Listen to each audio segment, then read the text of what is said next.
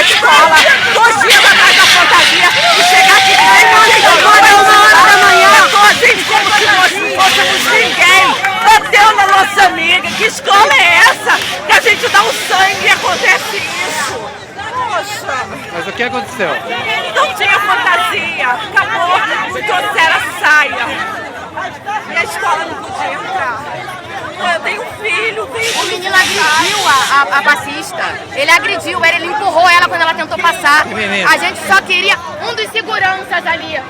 Ela foi tentar passar, ele empurrou ela no chão e disse que ela tinha tropeçado. Todo mundo viu ele empurrando ela aqui. Não fez nada também. E o policial não fez nada. Aí vocês resolveram queimar aí? Nós queimamos as fantasias porque o resto da fantasia não chegou pra gente desfilar. Isso é ela da comunidade.